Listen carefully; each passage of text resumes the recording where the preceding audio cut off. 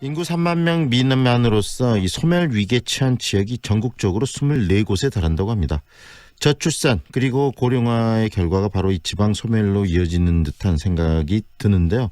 특히 전남은 고령화 그리고 또 저출산이 심각한 문제에 있기 때문에 이런 지방 소멸이 더 큰 문제로 다가오지 않나 싶습니다. 관련 이야기를 좀 정리해서 듣도록 하겠습니다. 대통령 직속 국가균형발전위원회 조우섭 대변인 연결해서 이 지방 소멸의 현 주소 그리고 중앙정부 차원 또 지자체와 연계해서 어떤 식으로 이것을 해결하려고 노력하고 있는지 이야기를 듣겠습니다. 안녕하세요, 대변인님. 네, 안녕하세요. 조우섭입니다. 네, 이 지방 소멸, 지방의 네. 위기 굉장히 좀 심각한 문제일 수 있는데 현재 어느 단계에 와 있다고 보시는지 이야기부터 꺼내주시겠습니까? 네네. 통계청에서 매년 7월 1일이면 인구 통계를 발표합니다. 네, 올해 2019년 7월 1일도 인구 통계를 발표했는데 수도권 인구가 49.98%로 보고 있습니다.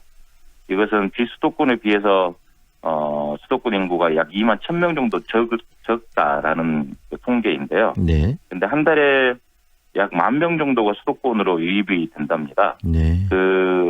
유입 속도를 보면 현재 10월 현재는 수도권 인구가 이미 우리나라 인구의 50%를 넘어섰다라고 추정이 가능합니다. 수도권이라고 하면 서울, 경기, 인천을 수도권이라고 하고 있습니다. 네. 그리고 2018년 한국고용정보원 발표에 따르면 향후 30년 이내에 제주와 서귀포시를 포함해서 우리나라에 228개의 시, 군, 구가 있거든요. 네.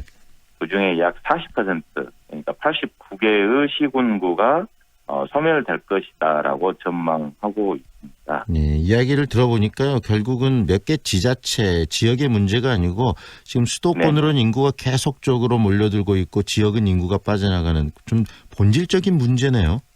그렇죠. 네. 그래서 여러 가지 뭐 정부에서도 활동도 하고 그다음에 지방의 여러 공공기관 이전 작업도 하고 그러는데 먼저 이 부분부터 짚었으면 좋겠습니다. 지방 소멸의 원인 그리고 이렇게 수도권으로 인구가 몰리고 지역의 인구가 빠져나가는 가장 근본적인 이유는 어디에 있다고 분석을 하십니까? 말씀드린 것처럼 지방 소멸의 원인, 그러니까 수도권으로 인구가 빠져나가는 이유고 그다음 지방 소멸의 원인이라는 부분들을 인데 아까 말씀드린 것처럼 2018년도에 한국고용정보원 발표에 따르면 89개 시군구가 소멸 전망이라고 말씀드렸잖아요. 네. 이게 2018년도 그 연구 결과의 데이터 산출 방법을 보면 20대와 30대의 가임 여성과 그다음 65세 이상의 노인 인구를 비교한 데이터를 통해서 그 결과가 나온 겁니다. 즉 네. 출산이 가능한 여성 인구가 적어지고 65세 이상의 노인 인구가 많아지니까 출생아보다는 사망자 수가 많다는 그 이야기고 그래서 인구가 급격하게 줄어든다라는 것입니다. 즉 결과적으로 지방 인구 문제는 가장 기본적인 부분들이 네. 출생률 저하, 그다음에 노인 인구의 증가가 가장 기본적인 부분이고요. 네. 그 밖에도 우리 청년들이 인구가 수도권으로 집중되는 그런 부분들을 들 수가 있습니다. 네. 결국은 대변인님 이거 아니겠습니까? 네네. 지역은 청년들이나 젊은 사람들이 살 수 있는 환경들이 열악하기 때문에 계속 수도권으로 몰리게 되고 그러면서 지역은 악순환, 출생률도 저하되고 그다음에 고령 인구만 남고 그래서 사망률만 높아가는 이 지금 계속적으로 악순환이 반복된다는 이야기 아니겠습니까? 네, 현재까지는 그렇습니다. 네, 그래서 지금 정부에서도 지난 10년 동안 이 저출산 고령화 정책에만 지금 80조 원을 투입을 했고 그다음에 공공기관들을 지방으로 이전하는 그런 사업도 추진하고 있는데 그럼에도 불구하고 이 문제가 본질적으로 해결되지 않는 뭐 특별한 이유가 더 있을까요? 실은 제가 그 대통령 직속 국가균형발전위원회 가기 이전에 네. 2010년도부터 2018년도까지 광주광역시의회 의원을 역임했었거든요. 네. 그러다가 지금은 문재인 대통령 직속 균형기업 맡고 있는데요.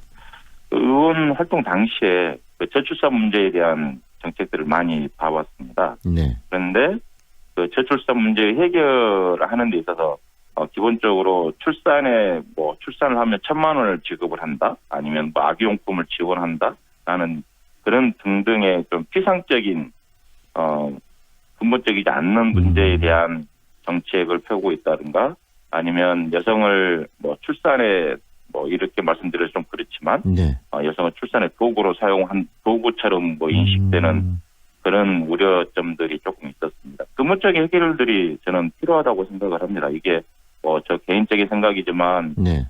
출산을 하고 나면 여성들이 직장 내에서 승진이라든가 아니면 다른 여타의 부분에 있어서 배려가 되지 못하고 네. 거기에 누락이 된다든가 하는 문제들, 그다음에 아이들의 아이의 육아 문제에 대한 국가적 책임, 그리고 뭐 아이들이 커가면서 교육에 대한 뭐 사교육, 지금 공교육은 뭐 이렇게 무료 네네. 교육이라든가 그렇게 되고 있다고 하지만 네. 무상교육이 되고 있다고 하지만 사교육비라든가 그런 부분들에 있어서는 아직은 많이 부담이 되어 있는 거거든요. 네. 그리고 청년들이 청년으로 자라났을 때 일자리 걱정이 된다든가 이런 등등의 사회 환경들의 변화들이 가장 기본적으로 되어야 된다고 보고 있고요. 네.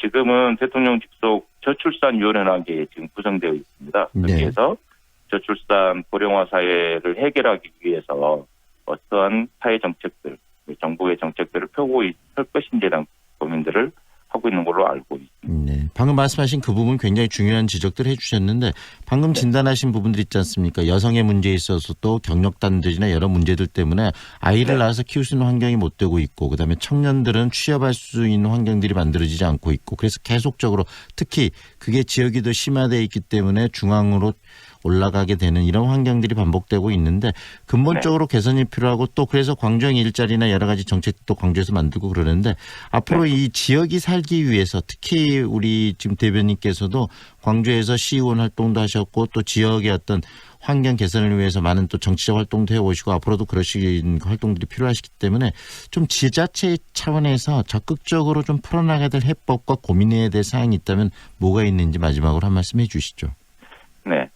말씀하신 것처럼 중앙정부 차원에서는 혁신도시를 만들어서 청년들이 일자리를 찾아서 수도권으로 오지 않고 지역 내에서 즉 광주 전남회 같은 경우는 나주에 있는 혁신도시로 취업할 수 있도록 이전한 공공기관이 2022년까지는 30% 이상을 새로 신규자를 모집할 때는 광주 전남 출신의 30% 이상을 채용을 해야 되는 것을 법적으로 좀 만들고 있거든요. 그래서 지금 그걸 추진하고 있고요.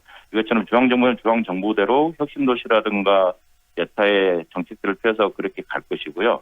지자체에서는 저는 생각이 그렇습니다. 문재인 정부 들어와서 균형발전 정책의 가장 핵심적인 역할들이 지역 혁신 역량 강화이거든요. 즉 지역 내에서 지역이 먹고 살 수 있는 문제를 스스로 찾아서 이렇게 기획안을 제출을 하면 그 제출한 계획안에 대해서 중앙정부에서 지원을 하겠다라는 부분들입니다. 그래서 지자체에서는 저희 지방정부와 즉 지자체와 학교나 연구원과 그리고 산업체 등등이 서로 컨소시엄을 구성을 해서 우리 지역에서 즉 광주나 전남 지역에서 어떻게 산업을 발전시킬 것인지 청년들이 떠나지 않도록 어떻게 만들 것인지에 대한 계획들을 세우는 게 보다 더 중요하지 않을까 싶습니다. 네, 앞으로 좀 머리를 맞대고 그 부분에 대한 구체적인 방안들을 만드는 작업들이 필요하겠다는 생각이 듭니다. 오늘 말씀은 여기까지 들을게요. 고맙습니다.